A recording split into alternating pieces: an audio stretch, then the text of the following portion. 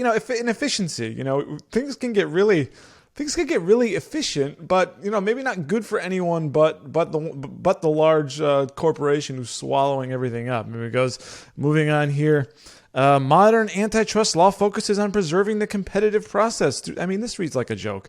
Through application of rigorous economic analysis and is poorly suited for achieving broader regulatory objectives. Accordingly, it seems wise to avoid repurposing antitrust law in an attempt to advance and preserve freedom of speech in social media.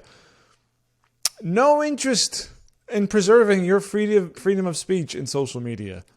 They just fine.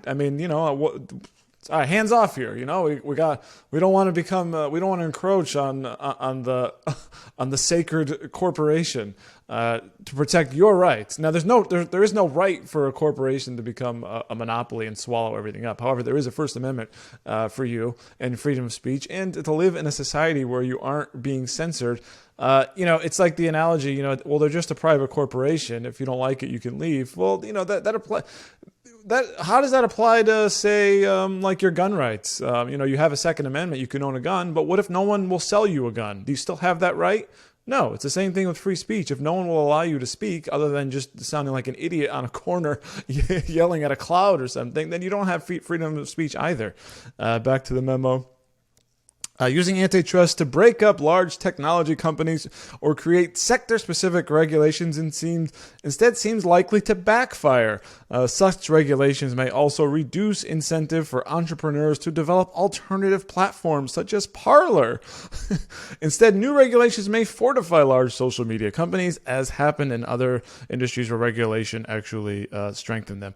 Now, yes, we really, let's not do anything about censorship on Twitter because, after all, there's Parler. By the way, I've never been on Parler. Let's see, as of now, July here, 1.5 million users on Parler versus, 321 million active users on Twitter. Which one do you think is, so we're going to allow Twitter to do whatever it wants, so the 1.5 million on Parler can voice their opinion freely without censorship? That seems a little ridiculous to me. And then here's another highlight here. Last, and as mentioned above, even if this hearing or investigation suggests that Google, Amazon, Apple, or Facebook have acted unlawfully, that would not necessarily mean underlying antitrust law needs overhaul. So they can do what they want. They can do whatever the hell they want, and even as these own this political party and the people who support it are seeing their views censored, and effectively it does become election interference, because if no one can hear your point of view, then they're swaying an election.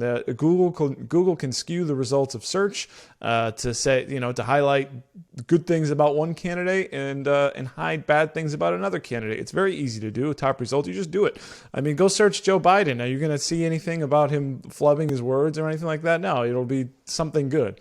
And of course, everything negative is about Trump. So it's obvious, but nothing will be done.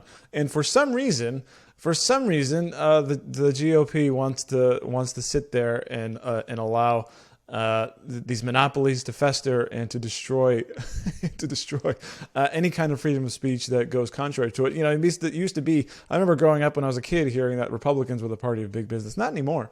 And big business has no interest in any kind of conservative point of view. They've been captured and taken over, or whatever you want to call it. They have their own biases, and bottom line here, what is the GOP going to do about it? Well, apparently nothing. Let's hope that more comes out of this than what was in this memo, or hope that this memo was simply written by a staffer with their own opinion and is not representative of what maybe the GOP might do with regard to these big tech monopolies. Let me know what you think. Go ahead and comment down below.